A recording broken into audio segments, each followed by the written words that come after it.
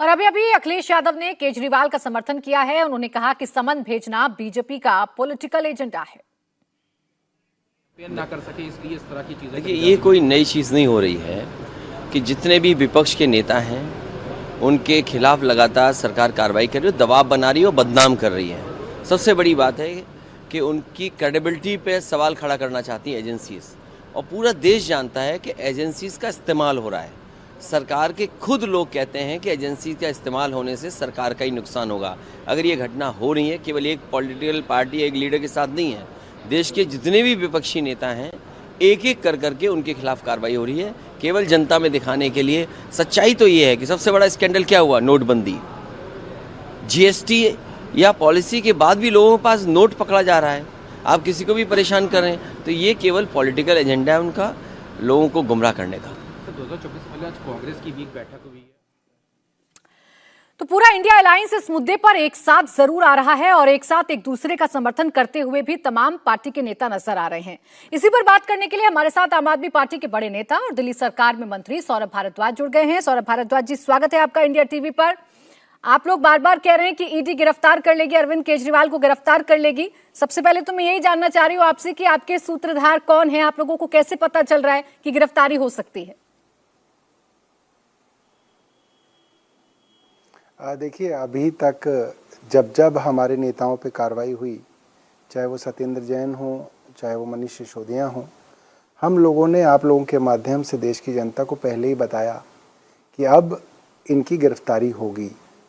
और हमसे सवाल पूछे गए, अरे आपको कैसे मालूम है? अब जैसे आप लोगों के सोर्सेज होते हैं, हमारे भी सोर्सेज होते हैं।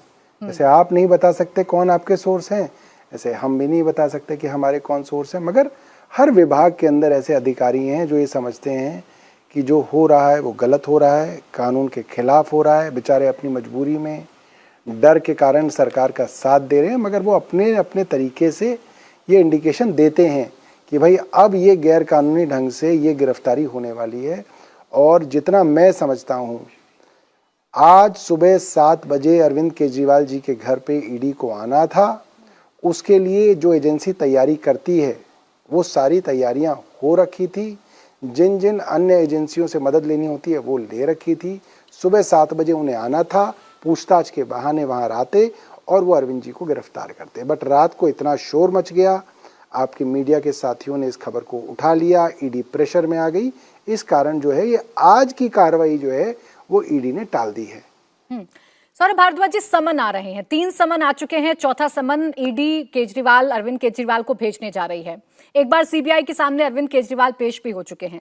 दिक्कत क्या आ रही है? क्यों ईडी के सामने पेश होने से परहेज है? और सिर्फ अरविंद केजरीवाल नहीं, झारखंड में हेमंत सोरेन, बिहार से तेजस्वी यादव। तो क्या इंडिया अलायंस ने मिलकर यह तय किया है कि ईडी को इंतजार कराना है?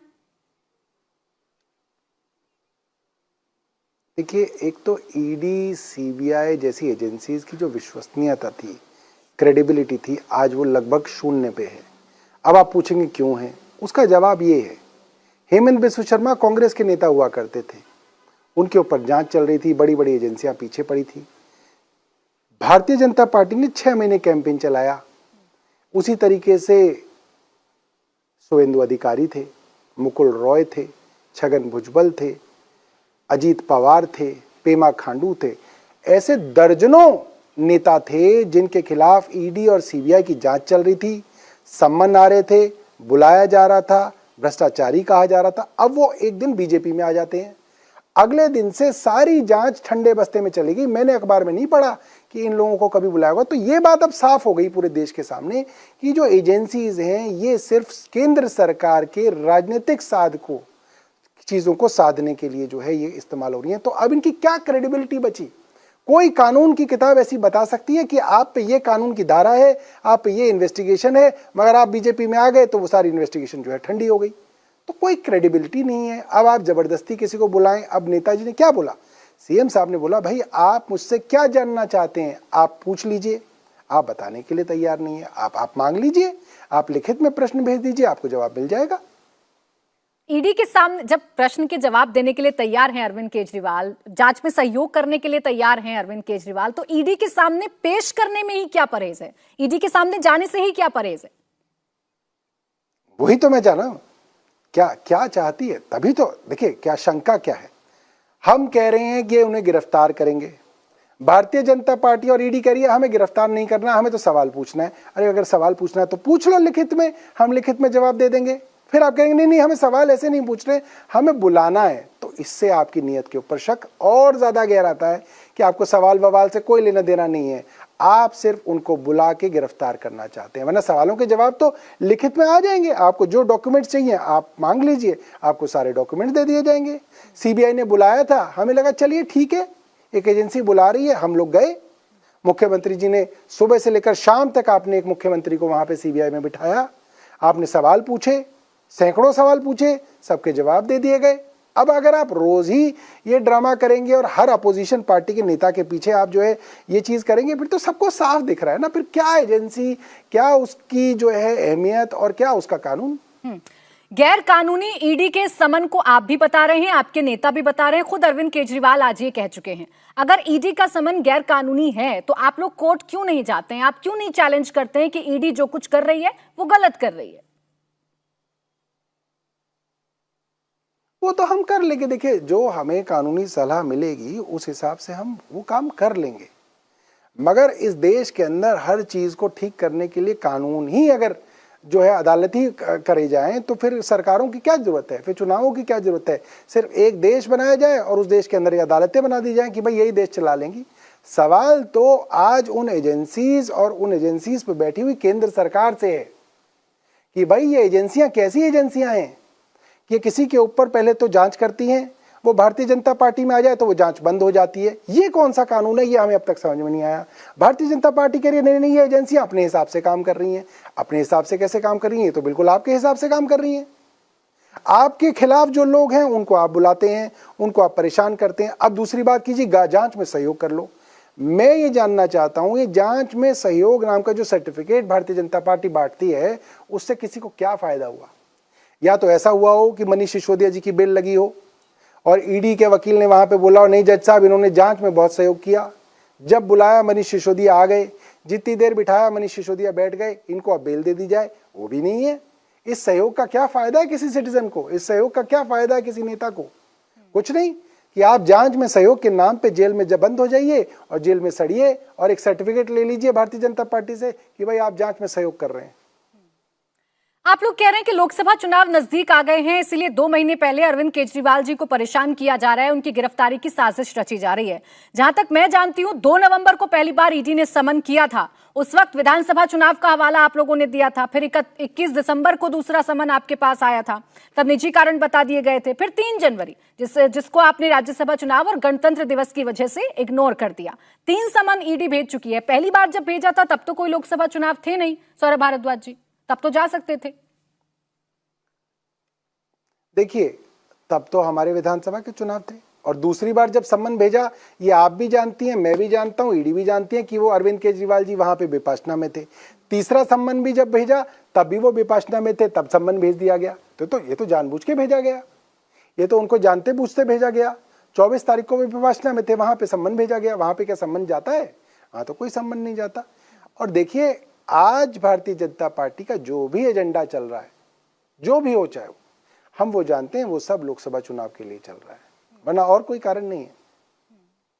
देखिए आप भी जानते हैं सौरभ भारद्वाज जी कि इस देश में चुनाव हर महीने किसी ना किसी राज्य में होते रहते हैं, तो क्या आप ईडी, सीबीआई को या जो केंद्रीय जांच एजेंसियां हैं उन्हें पहले जिससे पूछताछ करनी है पूछ लेना चाहिए कि भैया आप चुनाव में तो बिजी नहीं है, हम आपको नोटिस भेजें या ना भेजें, या पूछ के या किसी की राय लेके ईडी सीबीआई अब काम करना शुरू कर दें? नहीं, आप तो ऐसे कह रहे हैं कि जैसे चुनाव आयोग, ये जो ईडी है ये किसी से पूछ के और राय लेके काम करती ही नहीं है। पूछ के राय लेके ही काम करती है, वरना अपोजिशन पार्टी के नेताओं के पीछे नहीं लगे हुए होते, वरना छगन भुजबल को नोटिस जा रहा होता, पेमा खांडू के पीछे सीबीआई ईडी लगी होती, अजीत पवार का नाम चार्जशीट में आ गया होता, हेमंत बिस्व शर्मा को आज भी सीबीआई और ईडी बुला रही होती। ये तो चलता ही पूरा चुनाव के हिसाब से है। आप समझिए इस बात को, ये हम सब लोग जानते हैं। हम लाख बार ये बात कहें कि नहीं जी ईडी का कोई लेना देना नहीं है, ईडी सीबीआई जो है स्वायत्त संस्थाएं हैं, ये अपना काम अपने हिसाब से कर रही हैं। ये सब जानते हैं कि ये क्या काम कर रही हैं। ये काम सिर्फ और सिर्फ अपोजिशन पार्टी को चुप कराने के अंदर लगे हुए हैं। आज हमारे नेता भारतीय जनता पार्टी में शामिल हो जाते तो हेमंत बिस्व शर्मा की तरह कहीं पे मुख्यमंत्री बन जाते हैं। तो बहुत आसान है। आप लोग ही बार बार कह रहे हैं, आज का टाइम आपने रखा था, आपने शुरुआत में ही कहा कि सुबह सुबह आज ईडी को अरविंद केजरीवाल जी के घर आना था। 1-2 दिन में अगर ईडी पहुंचती है मुख्यमंत्री के आवास पर और उनकी गिरफ्तारी होती है, उनसे पूछताछ की जाती है, तो आगे क्या करेगी आम आदमी पार्टी? हम क्या करेंगे? हमारे मुख्यमंत्री को गिरफ्तार कर लेंगे। हम बस आप जैसों के चैनल पे आके अपना दुख व्यक्त करेंगे, पब्लिक को कहेंगे कि देखिए साहब ये हो रहा है। और क्या कर सकते हैं हम लोग? यही आरोप आप पर लगाए जा रहे हैं बीजेपी की तरफ से कि आप विंडिक्टिव राजनीति करना चाह रहे हैं, आप विक्टिम कार्ड खेलना चाह रहे हैं। अगर आप लोगों को इतना ही भरोसा है अपनी ईमानदारी पर, सौरभ भारद्वाज, अगर इतना ही आप लोगों को भरोसा है अपनी ईमानदारी पर, तो क्यों नहीं जाते हैं कोर्ट? खटखटाइए दरवाजा, सरकार तो सुन नहीं रही आपके हिसाब से। तो जेल चले जाइए।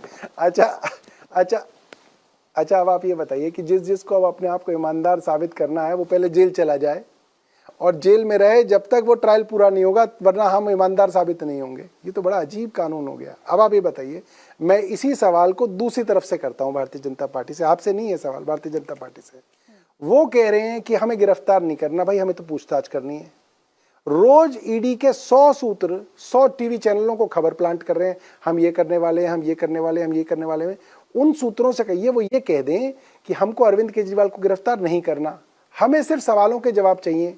सवाल वो लिखित में दे दें, उनको लिखित में जवाब मिल जाएगा। जवाब ही चाहिए ना भाई, गिरफ्तार नहीं करना ना आपको। आप भी ये कह रहे हैं, बीजेपी भी ये कह रही है, ईडी भी ये कह रही है, तो ये कह दें, दे दें, आपके पास जवाब आ जाएगा। जवाब ही तो चाहिए। या खुल के कहिए कि आपको जवाब नहीं चाहिए, आपको अरविंद केजरीवाल चाहिए और जेल में चाहिए। खुल के कहिए ना, ये छुप छुप के गोलीबारी क्यों कर रहे हैं? खुल के आइए मैदान में। अब बीजेपी कह रही है कि आप लोगों का डर है, तो ये बात हो गई, उल्टा चोर कोतवाल को डांटे, भ्रष्टाचार भी आप करें और आप ही के मुताबिक ईडी सीबीआई काम करने लग जाए। अच्छा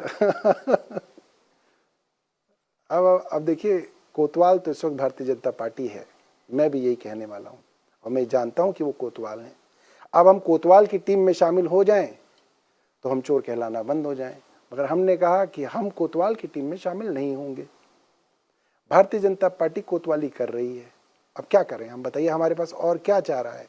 भारतीय जनता पार्टी में हम शामिल नहीं होंगे, हम डरेंगे नहीं, झुकेंगे नहीं, दबेंगे नहीं, लड़ते रहेंगे। एक और लाइन का इस्तेमाल आज बीजेपी ने आपके लिए किया है, बड़ी दिलचस्प लाइन है कि जो बवाली थे वो अब सवाली हो गए हैं, और सवाल इतने कि सीबीआई से और ईडी से सवाल करेंगे अब ये लोग। क्यों नहीं करते बवाल जाकर फिर? अब देखिए, आज भारतीय जनता पार्टी के पास सत्ता है, उनके पास ईडी है, सीबीआई है, बड़ी बड़ी एजेंसीज हैं, जिस पे चाहे आरोप लगा लें, जिस पे चाहे उन्हीं आरोपियों से उनके खिलाफ गवाही ले लें, जिसको चाहे जेल में डाल दें। ये तो बहुत छोटी सी चीज़ है कि उन्होंने एक तंज कस दिया, बवाली सवाली कुछ भी बोल सकते हैं वो। आज वो तो अब जेल, आप सोचिए ना कितनी ताकतवर हो गई है एक पॉलिटिकल पार्टी आज, कि वो अपने विरोधियों से राजनीतिक तौर पे ना लड़ने के बजाय उनको जेल में डाल के उनको ख़त्म कर रही है। तो मतलब कुछ सालों बाद ये डिस्कशंस हुआ करेंगे कि साहब एक वो समय भी था जब ऐसा किया गया, मगर ये हमारी प्रजातंत्र के लिए अच्छी बात नहीं है। क्योंकि हम जो बात उठाते हैं, अगर हम वो बात उठानी बंद कर देंगे तो इन सरकारों से सवाल कौन पूछेगा? पब्लिक तो पूछ नहीं पाएगी। पब्लिक कहाँ पूछेगी? अब पार्लियामेंट में आप सवाल पूछते हैं, आपको निकाल दिया जाता है। आप ज़्यादा पूछते हैं, आपको जेल बंद कर दिया जाता है। किसी और ने पूछा, आपने उसकी जो है मेंबरशिप ही खत्म कर दी महुआ मित्रा की। तो आप करें तो करें क्या? मतलब ये जिस लेवल पे आप इस देश के प्रजातंत्र को ले जा रहे हैं, वहाँ पे ऐसा एक तरफा राज आ जाएगा जिसमें सरकार का जो मन आएगा वो करेगी। आप ना उनसे महंगाई पे पूछ पाएंगे, ना आप उनसे जो है बेरोजगारी पे पूछ पाएंगे, ना आप गरीबी पे पूछ पाएंगे। बस आप जो है ये कह सकते हैं कि हाँ जी सरकार की तारीफ कर सकते हैं बस आप। फिर तो सिर्फ तारीफ करने से तो लोकतंत्र नहीं चलेगा, आपको सवाल पूछने पड़ेंगे, अकाउंटेबिलिटी जो है उनकी तय करनी पड़ेगी। अब जो तय करेगा वो जेल जाएगा। एक के बाद एक कई घोटालों का आरोप बीजेपी आप पर लगा रही है। आज नया मामला मोहल्ला क्लिनिक से जुड़ा हुआ सामने आया है, जिसमें फर्जी मरीजों को आपने टेस्ट करा दिए और उसके नाम पर पैसा ले लिया सरकार से। यह आरोप आप पर बीजेपी की तरफ से लगाया गया और बाकायदा सीबीआई जांच की बात कही जा रही है इसमें भी।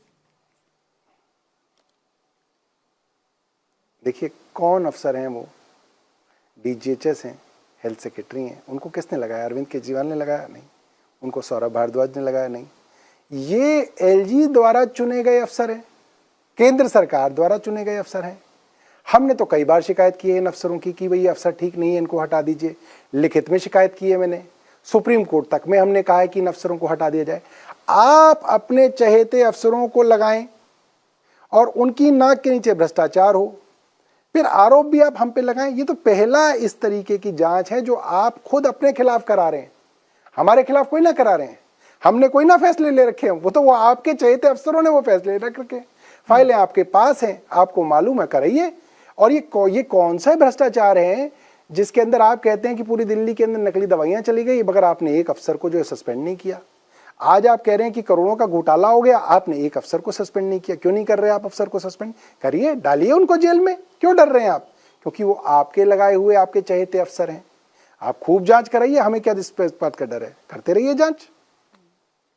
सौरभ भारद्वाज जी, जितने भी मंत्री आपके इस वक्त जेल में हैं, संजय सिंह से लेकर मनीष सिसोदिया, सत्येंद्र जैन से लेकर, ये तमाम लोग अभी जेल के अंदर हैं, कोर्ट से राहत नहीं मिल पा रही है। सवाल ये पूछे जा रहे हैं कि जब इतने आप लोग ईमानदार हैं और कोई सबूत ईडी सीबीआई को नहीं मिल पा रहे आप लोगों के खिलाफ, तो आप कोर्ट में क्यों नहीं प्रूफ कर पा रहे? राहत क्यों नहीं मिलती आप लोगों को?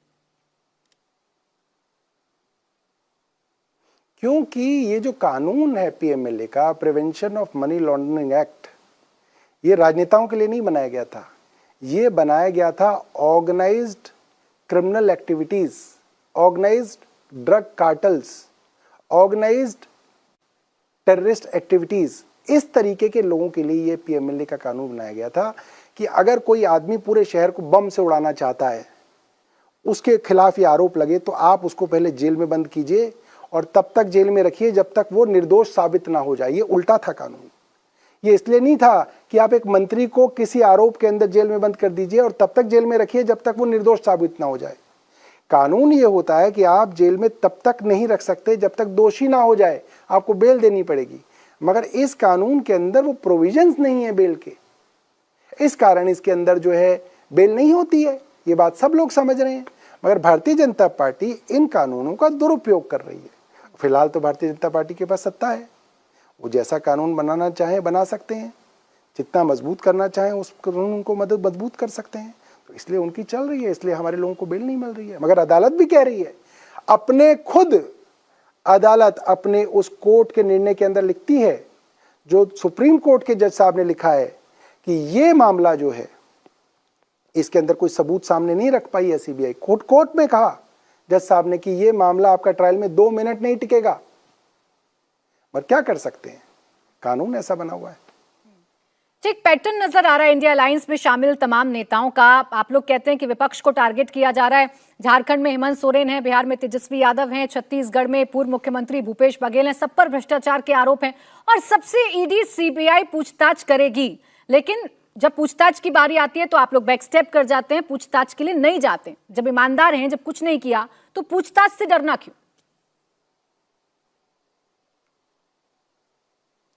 नहीं, ये जो बात आप कह रहे हैं, वो किस लेवल की पूछताछ करेंगे आप? हो तो चुकी पूछताछ, कितनी बार पूछताछ करेंगे आप? रोज बुला के रखेंगे? ऐसा कोई ना होता है। और वही ईडी सीबीआई जिसकी क्रेडिबिलिटी भारतीय जनता पार्टी इतना बढ़ा चढ़ा के पेश कर रही है। मैं उसी ईडी सीबीआई से पूछना चाहता हूं कि जो ये बड़े बड़े नेताओं के मैंने नाम बताए, हेमंत बिस्व शर्मा, मुकुल रॉय, शुवेंदु अधिकारी, छगन भुजबल, अजीत पवार, पेमा खांडू, नारायण राणे, भाई इनके केसों का क्या हुआ? आप भी तो मुझे बताइए, इनको क्यों नहीं बुलाया जा रहा?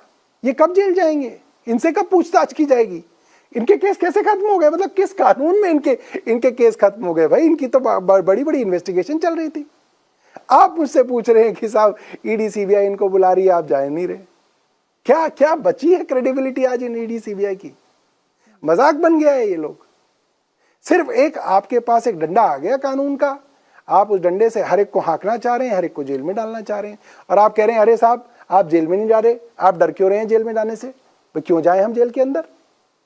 नहीं जी, जेल में आप इसलिए जाइए ताकि हम आपको सर्टिफिकेट दे दें कि आपने सहयोग दिया। हमें नहीं चाहिए आपका सर्टिफिकेट, आप रख लीजिए अपना वो सर्टिफिकेट। छगन भुजबल को दे दो वो सर्टिफिकेट, हेमंत बिस्व शर्मा साहब को दे दो वो सर्टिफिकेट। ये सर्टिफिकेट की बात तो आज बीजेपी ने भी उठाई है। सौरभ भारद्वाज जी कह रहे तो स्वयंभू अपने आप को कट्टर ईमानदार होने का भारत रत्न देते फिरते हैं, अपने आप को कट्टर ईमानदार बताते रहते हैं। अब ये तय तो एजेंसियां करेंगी ना, अगर आरोप लगा है तो जांच के बाद ही दूध का दूध और पानी का पानी होगा। खुद को क्यों सर्टिफिकेट बांटने लगते हैं?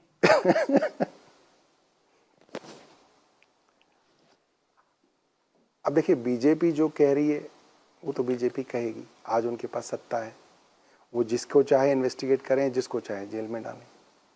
हम तो छोटा सा सवाल कर रहे हैं कि भाई ये जो 1 दर्जन नेताओं के नाम मैं आपके यहाँ 3 बार बता चुका, इन लोगों की इन्वेस्टिगेशन कैसे रुक गई? मतलब खुद अजीत पवार के बारे में प्रधानमंत्री कह रहे हैं, आपके देवेंद्र फडणवीस भारतीय जनता पार्टी के कह रहे हैं जेल में चक्की पीसिंग पीसिंग पीसिंग, अजीत पवार चक्की पीसिंग पीसिंग पीसिंग। वो अजीत पवार आज देवेंद्र फडणवीस के साथ डिप्टी सीएम है हर महाराष्ट्र के। कहां गई वो इन्वेस्टिगेशन? आप कह रहे हैं कि ये एजेंसी है, ये बड़ी महान है, ये इनकी इन्वेस्टिगेशन पे भरोसा रखिए, इनसे सर्टिफिकेट लीजिए कि हम जांच में सहयोग कर रहे हैं।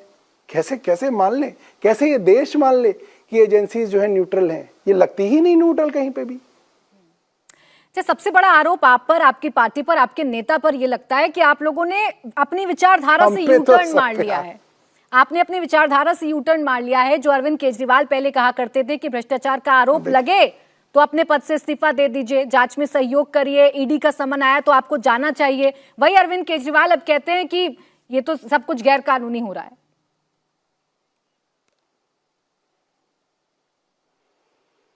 देखिए, एक समय था जब सीएजी की रिपोर्ट आया करती थी केंद्र सरकार की, और उस सीएजी की रिपोर्ट के ऊपर इतना हंगामा होता था कि केंद्र सरकार के मंत्रियों को इस्तीफा देना पड़ जाता था। सीबीआई की इंक्वायरी होती थी और मंत्री इस्तीफा दे देते थे। वो तब था जब सीबीआई और सीएजी केंद्र सरकार के अधीन होके भी केंद्र सरकार के खिलाफ रिपोर्ट देते थे और जनता कहती थी इस्तीफा देना चाहिए। आज क्या हो रहा है? आज सीएजी की रिपोर्ट आती है, टेलीविजन चैनल्स पे उसके बारे में चर्चा नहीं होती है, उसको दबा दिया जाता है, सीबीआई केस दर्ज नहीं करती है, और मंत्री का इस्तीफा तो भूल जाइए, विपक्ष को ही संसद से निकाल के बाहर सस्पेंड कर दिया जाता है। तो वो समय और था, आज समय और है। आज तो समय वो है जब सत्ता वालों के ऊपर नहीं, विपक्ष वालों के खिलाफ मुकदमे दर्ज किए जाते हैं, उनको जेल में डाला जाता है, और उसी विपक्ष से कहा जाता है कि अब तुम कुछ और भी दे दो, अब अपनी बलि भी दे दो, तुमको जेल में तो डाल ही दिया, अब तुम्हारी बलि भी हम ले लें। ऐसा कोई ना होता है, ऐसे कोई ना सरकारें चलती हैं। सरकार की जवाबदेही तय की जाती है, विपक्ष की जवाबदेही कोई ना तय की जाती है। आज सरकार नरेंद्र मोदी जी चला रहे हैं और ईमानदारी की कसौटी पे कसा जा रहा है विपक्ष को। ये तो बड़ी अजीब, ये तो उल्टी गंगा बह रही है। ये तो अकाउंटेबिलिटी, जवाबदेही, इनकी सारी डेफिनेशन बदल दी गई हैं, और उन डेफिनेशंस को बदलने के बाद ईडी के बारे में अरविंद केजरीवाल जी का एक झूठा ट्वीट, जो कि ट्वीट उन्होंने कभी किया नहीं, वो भारतीय जनता पार्टी के मंत्री जो है उसके स्क्रीनशॉट लगा लगा के ट्वीट करते हैं और टीवी चैनल उसके ऊपर सवाल पूछते हैं। वो झूठा ट्वीट है, उसके ऊपर मुकदमा दर्ज हुआ जा सकता है, वो डिफेमेटरी है, वो आईटी एक्ट का उल्लंघन है। बहुत बहुत धन्यवाद आपका सौरभ भारद्वाज जी, हमारे साथ जुड़ने के लिए, हमसे बातचीत करने के लिए। तो दिल्ली में शराब घोटाला हुआ है, इस पर सियासी तकरार लगातार जारी है। आम आदमी पार्टी का कहना है कि कट्टर ईमानदार वाली छवि को धूमिल करना चाहती है भारतीय जनता पार्टी, तो बीजेपी का कहना है कि जब भ्रष्टाचार ही नहीं किया तो डर काहे का।